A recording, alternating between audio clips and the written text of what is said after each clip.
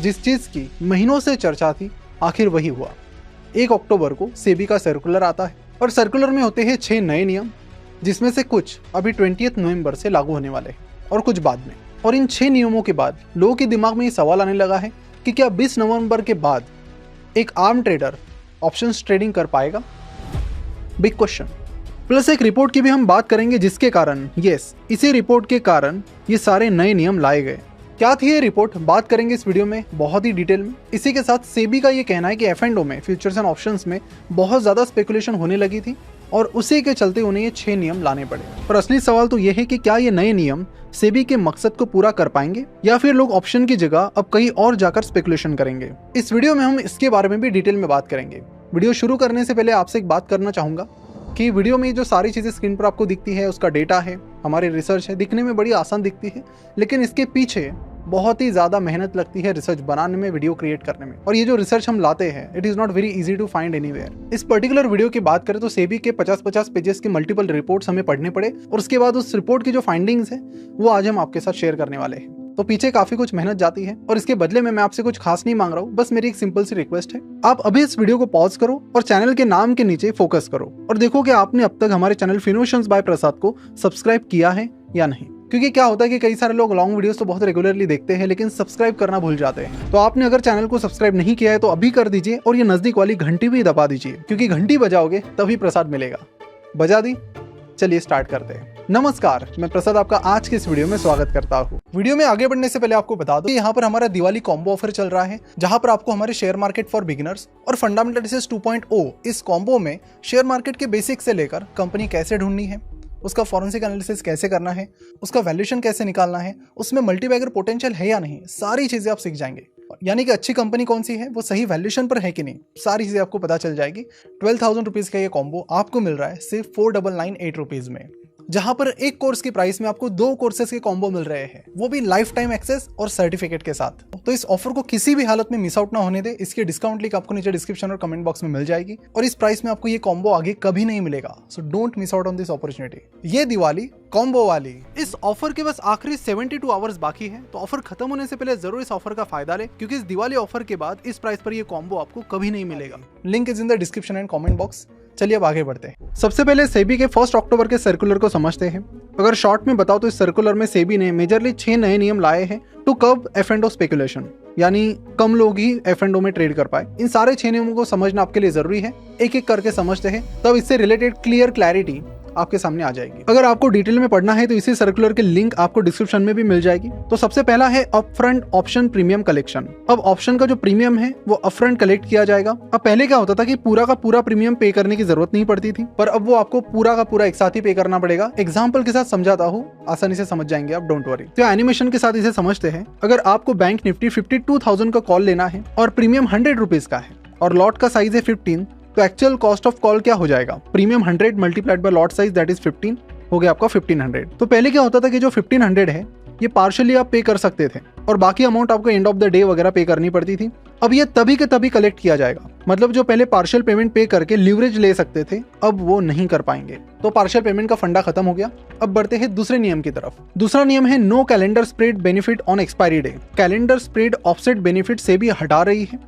अब ये हटा रही का मतलब क्या है? चलिए अगेन एग्जाम्पल के साथ इसे भी समझते हैं बड़ी आसान भाषा में। देखिए, अगर आपने निफ्टी का 3 अक्टूबर का कॉल बाय किया है और साथ में 10 अक्टूबर का कॉल बेचा है, तो इस केस में मार्जिन कंपैरेटिवली कम होता है, क्योंकि ये दोनों पोजीशन एक दूसरे के लिए हेज कंसीडर होती है। लेकिन बाय पोजीशन एक्सपायरी के दिन काफी वोलेटाइल होती है, बिकॉज एक्सपायरी के दिन बाय का वैल्यू बहुत लो होता है ड्यू टू नियर एक्सपायरी। अब इंडेक्स में अगर बड़ा सा सडन मूव आता है तो वो लॉस बढ़ा सकता है on the call sell side, पर अब ऐसा नहीं होगा। तो आपका जो 3 अक्टूबर का कॉल बाय है और 10 अक्टूबर का कॉल जो आपने सेल किया है, वो अब दोनों अलग अलग कंसिडर किए जाएंगे, एक दूसरे के हेज नहीं कंसिडर किए जाएंगे। अब तीसरा नियम है स्ट्रिक्टर पोजीशन लिमिट्स। अब ये बड़ा डेंजरस है। अब सेबी जो पहले ट्रेडिंग डे के एंड में एक बार 3:15 बजे मार्जिन रिक्वायरमेंट्स के लिए चेक करती थी, अब वो दिन में मिनिमम 4 बार करेगी। इससे होगा क्या कि जो ट्रेडर 3:15 से पहले बहुत ज्यादा रिस्क लेते थे अब वो नहीं कर पाएंगे। इसके बाद जो चौथी लिमिट है वो है कि increased contract size for index derivatives. ये भी काफी हॉरिबल साबित हो सकता है ऑप्शन ट्रेडर्स के लिए, स्टॉक ब्रोकर्स के लिए और काफी सारे प्लेयर्स के लिए इंडस्ट्री में। मतलब इससे काफी सारे ब्रोकर्स का रेवेन्यू कम हो सकता है। देखिए, जो अमीर ट्रेडर्स है उन्हें ज्यादा फर्क नहीं पड़ेगा, लेकिन जो आम ट्रेडर्स है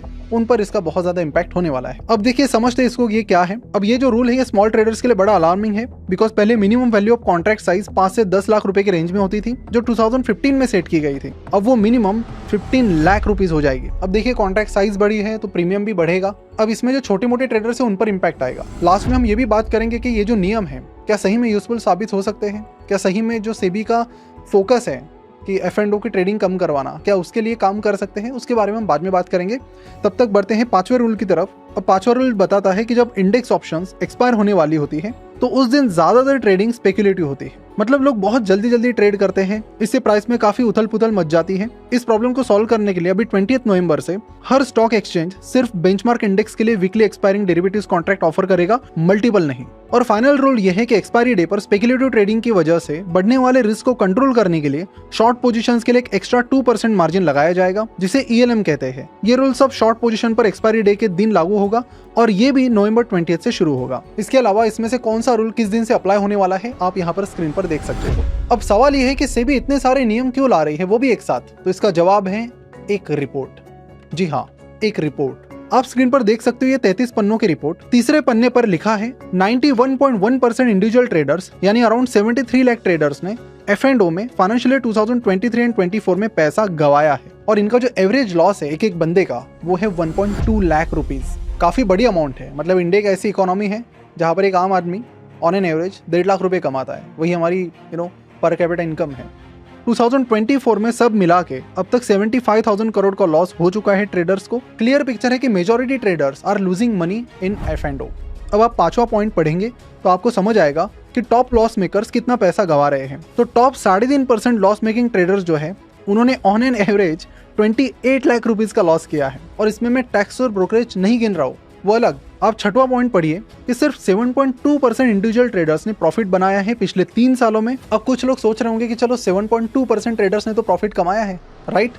रॉन्ग। ये पूरी सच्चाई नहीं है। पूरी सच्चाई क्या है आपको स्क्रीन पर दिख जाएगी। आप स्क्रीन पर देख सकते हो, ये ट्रांजैक्शन कॉस्ट के नंबर्स हैं। 2 साल में ट्रेडर्स ने 49,000 करोड़ के ट्रांजैक्शन चार्जेस पे किए हैं। स्टॉक ब्रोकर्स को 25,000 करोड़ रुपीस पे किए गए हैं।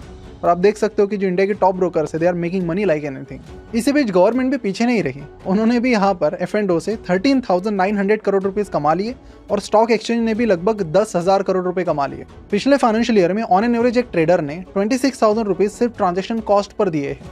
यानी जो आपको ब्रोकरेज लगती है, आपको STT लगेगा, बाकी टैक्सेस लगेंगे, उस पर 26,000 एक बंदे ने।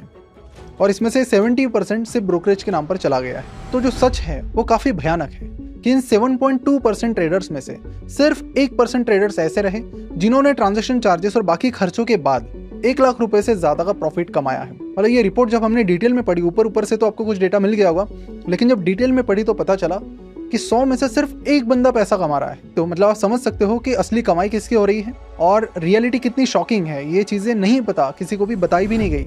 और वही अगर हम FPIs यानी फॉरेन पोर्टफोलियो इन्वेस्टर्स और प्रोप्राइटरी ट्रेडर्स की बात करें तो आपको क्या लगता है, वो भी लॉसेस में है? तो आपको बता दूं कि वो प्रॉफिट में है। बड़ी शॉकिंग चीज है। कितने प्रॉफिट में? तो पिछले फाइनेंशियल ईयर में उन्होंने ग्रॉस 33,000 करोड़ का प्रॉफिट कमाया और नेट यानी सारे ट्रांजैक्शन कॉस्ट और बाकी चीजें हटाकर 28,000 करोड़ का प्रॉफिट कमाया है। और इस सेगमेंट में सबसे ज्यादा प्रॉफिट अगर किसी ने बनाया है तो वो है अल्गो एंटिटीज ने। आप ये आर्टिकल देख सकते हो कि 96% of the F&O profits algo entities ने कमाया है। देखिए, ये रियलिटी आने के बाद अब आपके दिमाग में सवाल आएगा कि क्या है ये अल्गो एंटिटीज, हमें भी जाना है, हमें भी शुरू करना है। देखिए, अल्गो एंटिटीज पर्टिकुलरली अल्गोरिदम और टेक्नोलॉजी का इस्तेमाल करती है। कुछ कोडिंग करेगी, अपने खुद के प्रोप्राइटरी सॉफ्टवेयर्स बना के लोग ट्रेडिंग करेंगे और जो माइन्यूट से माइन्यूट प्राइस चेंजेस है उन्हें अल्गोरिदम की मदद से ट्रैक करने की कोशिश करेंगे। अब इस पर एक अलग बहुत डिटेल वीडियो बन सकता है अगर आप चाहते हो कि इस पर भी एक डिटेल वीडियो बना जाए। और ये जो एंटिटीज हैं, अल्गो एंटिटीज, इनको हम डिटेल में उसमें कवर करें तो नीचे कमेंट करके अल्गो टाइप कीजिए, हम इसको डिटेल में कवर करने की कोशिश करेंगे अगले कुछ ही दिनों में। 96% of the F&O profits algo entities ने कमाया है। तो सेबी रिपोर्ट के अनुसार ये लड़ाई किसके बीच आप समझ गए होंगे, मशीन्स के बीच और रिटेल ट्रेडर्स के बीच, जहां पर इनका पैसा मशीन्स के पास जा रहा है। बात खत्म। अनफॉर्चुनेटली इस गेम में मशीन्स जीतती हुई दिखाई दे रही है। और वही अगर फ्यूचर्स की बात करें तो खुशखबरी ये है कि फ्यूचर्स में कंपैरेटिवली ऑप्शन से कम लॉस हो रहे हैं, पर यहाँ भी ऑन एन एवरेज 60% ट्रेडर्स ने फ्यूचर्स में लॉस ही किया है कंपेयर टू 91% इन ऑप्शंस। और यहाँ पर जो यंग ट्रेडर्स है वो ज़्यादा लॉस में है कंपेयर टू एक्सपीरियंस वन, जो कि ये दिखाता है कि यहाँ प्रॉफिट कमाने के लिए अच्छा खासा एक्सपीरियंस होना ज़रूरी है। मैं फ्यूचर्स की बात कर रहा हूँ, फ्यूचर्स में एक्सपीरियंस लोग बेटर कर रहे हैं, ऑप्शंस में तो ओवरऑल डेटा ही काफ़ी खतरनाक है, मशीन से जीत रही है। अब ये जो रिपोर्ट सेबी के पास है, ये जो स्टडीज़ आई, अब सेबी को ऑफकोर्स इसकी मार्केटिंग करनी चाहिए थी लोगों को, ये बताने के लिए कि 6 नियम क्यों लाए गए। अब 6 नियम इन्होंने सीधे ला दिए और डिटेल किसी को बताया नहीं, और इतने पेजेस कौन पढ़ेगा और मल्टीपल रिपोर्ट्स कौन पढ़ेगा। तो इसी के चलते लोगों में काफ़ी एक भ्रम की स्थिति है कि क्या सेबी कर रही है, क्या नहीं कर रही है, बट ये कुछ रियलिटी है। और इसके अलावा इंडिया का जो F&O मार्केट है, इसने काफ़ी ग्रोथ दिखाई है। ग्रोथ भी ऐसी वैसी नहीं, एकदम क्रेजी ग्रोथ। आप ये दोनों चार्ट्स देख लीजिए, आप समझ जाएंगे। अभी लास्ट ईयर जून 23 में BSE ने सेंसेक्स डेरिवेटिव्स इंट्रोड्यूस किया, जिससे ऑफकोर्स BSE का रेवेन्यू काफ़ी बढ़ा, शेयर प्राइस भी एकदम बूम हो गई। सेगमेंट का टर्नओवर स्टार्टिंग में 1 लाख करोड़ का था, पर वो सितंबर आते आते 3 महीनों में 1 लाख करोड़ से 26 लाख करोड़ तक पहुंच गया। और स्क्रीन पर आप देख सकते हो कि वही derivatives market to cash market का जो रेशो है, उस पर अगर नजर डालें तो जापान, ऑस्ट्रेलिया, स्पेन जैसी डेवलप कंट्रीज में ये रेशो 2 टाइम्स है, यूएस में 9 टाइम्स है, पर इंडिया में आप गेस कीजिए कितने टाइम ही होगा? 2 टाइम, 10 टाइम, 50 टाइम, 100 टाइम? नहीं, सीधा 422 टाइम्स। तो ये तो अब क्लियर है कि F&O में बहुत ज्यादा स्पेकुलेशन हो रही थी। पर सेबी ने जो 6 नियम लाए, क्या ये स्पेकुलेशन को कम करने के लिए इम्पैक्टफुल हो सकते हैं? बड़ा सवाल। अब देखिए, सिंपल से आपको बात बताओ तो भारत सरकार ने देखा कि बहुत सारे लोग बेटिंग कर रहे हैं, तो बेटिंग ऐप्स को बैन किया, जिसके बाद जो इलीगल बेटिंग ऐप्स है उनका यूज बढ़ गया। ठीक है, हमने देखा कि महादेव बेटिंग ऐप, उस बंदे ने शादी में खर्च कर दिए 1500 करोड़ रुपए, बॉलीवुड की सेलिब्रिटीज को बुलाया, बहुत खर्चे किए। तो ये जो इलीगल बेटिंग ऐप्स है उनका राइज हो गया, और जो गवर्नमेंट का फोकस था वो नहीं हो पाया। अब सेबी यहाँ पर चीज़ करना चाहती कि ठीक है, टू कर्ब दी F&O, उन्होंने 4-5 चीज़ें नहीं लाई हैं, बट मेरे हिसाब से जब तक अवेयरनेस नहीं मिलेगी, जब तक इन्फॉर्मेशन है, ऑफकोर्स अगर इसके बारे में बहुत बड़े तौर पे अवेयरनेस होती है, ये सारा डेटा अगर आप इस वीडियो को भी आप ज़्यादा से ज़्यादा लोगों तक पहुंचा दीजिए, उससे ही सही अवेयरनेस होगी। बाकी बस नॉर्मली चार्जेस बढ़ाने में, बाकी चीज़ें बढ़ाने में और कुछ नहीं होगा। People will shift to something else, dabba trading का राइज हो सकता है, और इस तरह की चीज़ें जनरली हिस्टोरिकली पाई गई है। ह्यूमंस की आदत है कि अगर हमें बोला कि कोई चीज़ नहीं करनी है तो हम डबल ताकत से करेंगे, और ये जो ह्यूमन इंस्टिंक्ट है इसे आज तक कोई बदल नहीं पाया है। तो आप हिस्ट्री में जाकर देख लीजिए, जो चीज़ें नहीं करनी बोली लोगों ने वही की है। तो यहाँ पर अब सेबी बोल रही है कि मत करो, से बेटर है कि उनको लॉजिक दो, रीज़न दो, रूट कॉज बताओ, और let them decide, let them be very well aware of all this things rather than imposing this rules on the people, जहाँ पर लोगों को लगेगा कि आम रिटेलर्स हैं तो हमारे खून चूसा जा रहा है। बड़े लोग जिनके पास बड़ा पैसा है, they will be able to trade as normal. For example, अगर आपको डब्बा ट्रेडिंग का इंडिया का एस्टिमेटेड जो टर्नओवर है, वो डेली टर्नओवर उनका 70,000 करोड़ का फिलहाल है, और ये डेटा ऐसा वैसा नहीं है, फॉर्च्यून इंडिया का डेटा है, और ये बस 30% लेस है जो स्टॉक एक्सचेंज पर असली वॉल्यूम आता है। यानी डब्बा ट्रेडिंग भी लगभग उसी लेवल पर काम कर रही है इंडिया में जितना कि स्टॉक एक्सचेंज। Shocking reality. अब वहाँ पर क्या है कि लोगों को टैक्सेस नहीं पे करने पड़ते, वहाँ पर ब्रोकरेज और बाकी चीज़ें हैं वो भी बहुत कम लगती है। So many people are moving there, वहाँ पर प्रीमियम और बाकी जो चीज़ें हैं वो भी बहुत कम लगती है।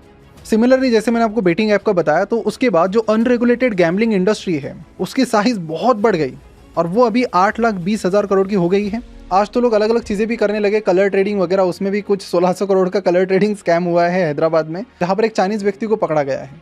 तो इस तरह की चीज़ें होती हैं। तो मेरे हिसाब से डायरेक्टली इम्पोजिंग द रूल्स, उससे बेटर है कि आप एक बड़े तौर पर अवेयरनेस लाओ सारी चीज़ों के बारे में, उससे कुछ हो सकता है। हम फिनोशंस की तरफ से पूरी कोशिश कर रहे हैं कि ये सारी चीज़ें लोगों तक पहुँचे कि मशीन जीत रही है, आप हार रहे हो, तो या तो आपको स्ट्रैटेजी बदलनी पड़ेगी या फिर कुछ और प्लान करना पड़ेगा।